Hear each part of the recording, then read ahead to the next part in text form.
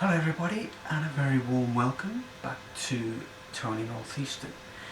And I've just got to say thank you to all the subscribers, because I've hit a really big milestone. I have now got 6,000 subscribers. That's 1,000 subscribers per year on building this layout. And also I'd like to thank everybody who has been wishing myself and Mrs. T well after her operations.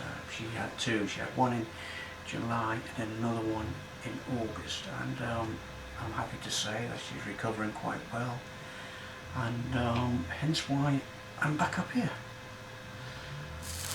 And it's great to be back, and the response on the last video has been, well, tremendous. I mean, it was only a running session I just quickly knocked up, but we'll go on to that in a minute, because there's one or two things I want to explain about that last video. And although it's been over 2 months since I've been up here, I have been doing little tiny jobs, little catch-up jobs. I've got the Northeastern back running again because I decoder blew on it.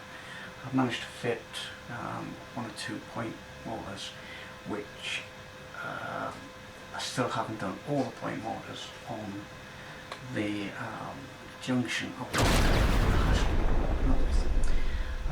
so I did that, and also I've been putting together a Royal Mail train, which we'll go into detail about that before we start work on the big roof. I know I'm going to say this to you guys, you must have all the patience in the world waiting for me to continue with the roof. They are, I've got my own back. So let's do some explaining first, and then we'll see where we go from there. I had some very interesting comments regarding the sounds in the last running session video, and I was inspired by Mouldy Raspberry, who uses locomotive sounds for his running sessions, and I thought, oh, I'll have a go at that. So thanks for the inspiration. And this is the album. This is York by Transicore Records. It was quite straightforward to do. Regarding recording them, all I did was use a recordable mic and just held the mic to the speaker and picked out the sounds I wanted. If you go to side 1, you can see the intro sound I used. This is York in 1957, and you got the various locos: A3s, V2s, A1s, A3s, A4s, B1s, K3s, J72s, V2s, and it goes on and on and on. And on side 2 we've got some slightly different locomotives. We've got the GNR 442s. It just goes on and on and on. And although I did use some of the sounds, but I only used them in a few places. The famous one is when the V2 passes this signal box, and what I'll try and do before the video's out, I shall do it with the loco sound, and we shall compare it with the two sounds. And here it comes right on cue, look. But it hasn't got the sound on it at the moment, so when it comes past again, I'll put the sound on and we shall compare the two within the video.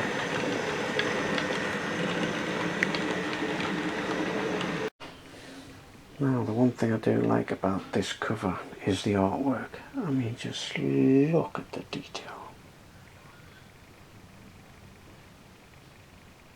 Look, there's even a little man there. A little, probably engine driver there.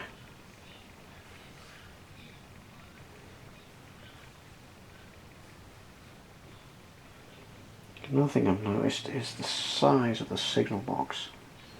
Must be over 100 levers in there. And there's all the rodding going off to the various points. Beautiful artwork.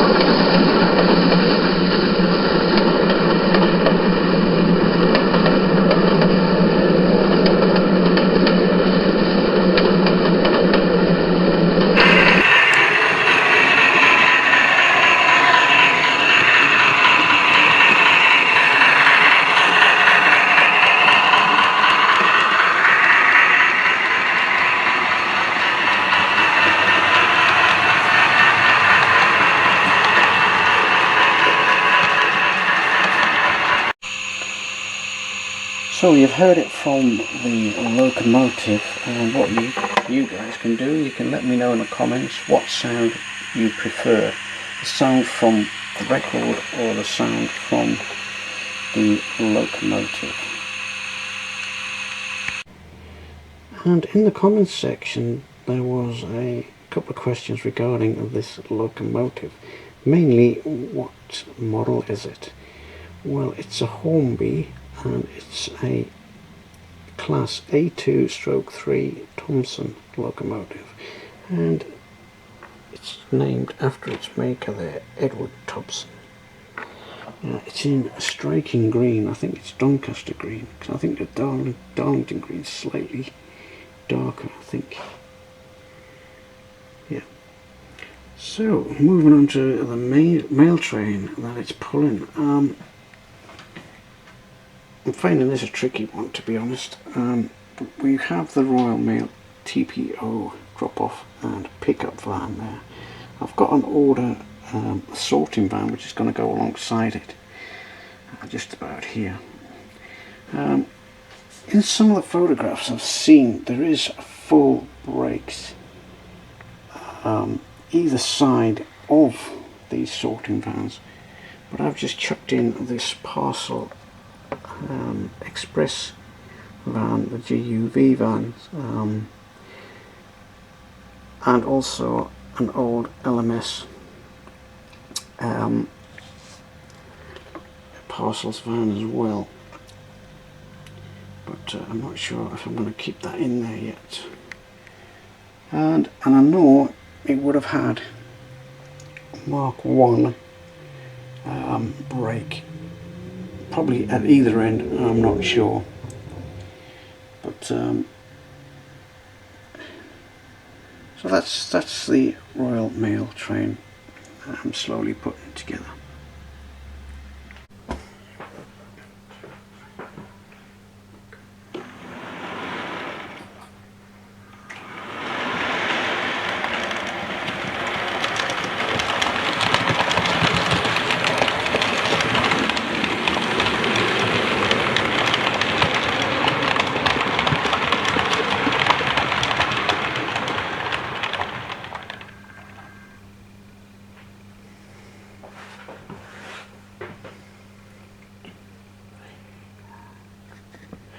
So one last thing before we get stuck into the roof. As you can see, we have a new sorting van which just came in the post today. There's a slight colour variation. I think this one is slightly weathered, and it only cost me 45 quid. Off a well-known site, and brand new, like this one was. That was 59 quid. So that makes up the Royal Mail train now. So I'm quite happy with that. I'm not sure if they would have had more of these. Probably on the longer runs they probably would have had 2 or 3 more of them, but I'm quite happy with the 2 of them, plus the parcel spanners as well. Right, so let's see where we are on the roof. Or do you want to see this run round one more time?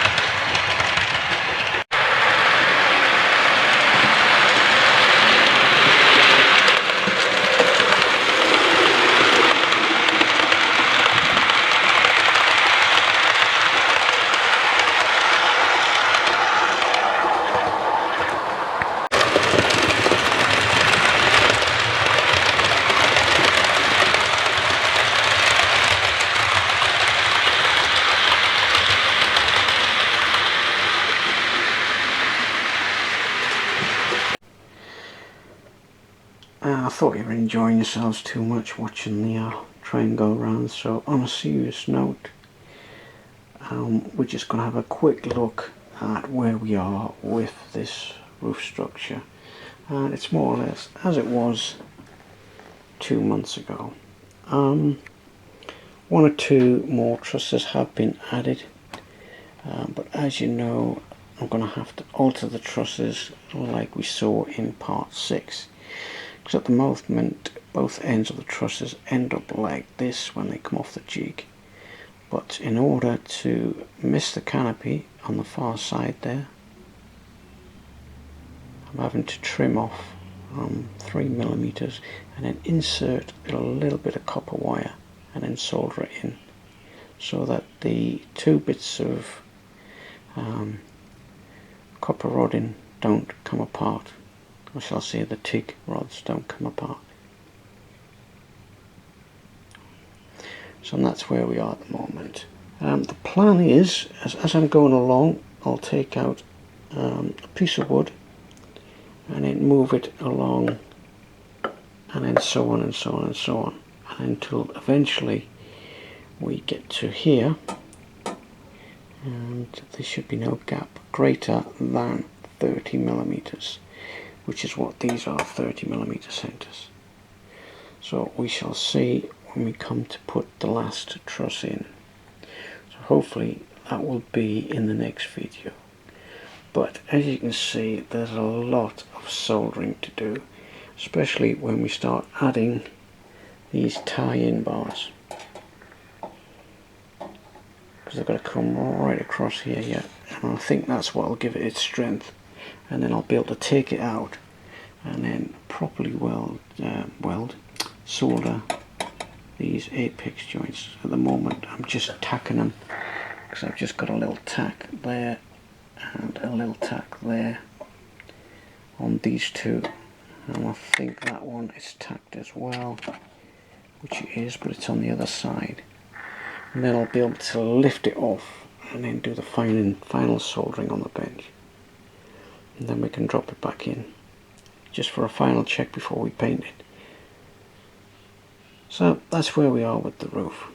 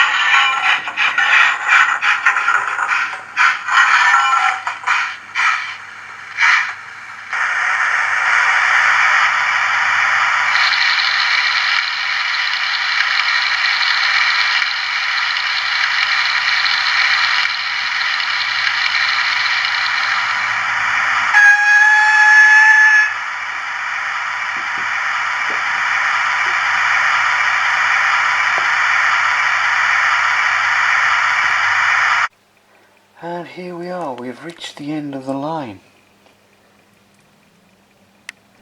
But not the end of the video, not just yet. Because it's competition time. And this is the prize. It's a pair of Bachmann 50-foot long LMS parcel vans.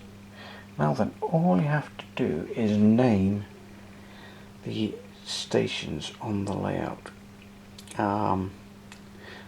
That's the 4 completed stations. I know there's 5 on here, but I haven't mentioned what the 5th one's going to be yet. So there you go, that's all you got to do. And the answers have got to be in by the 23rd.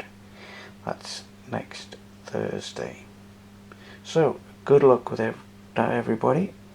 Thanks again for watching. I hope you've enjoyed the video. It's just a brief update, and we'll see you again next time.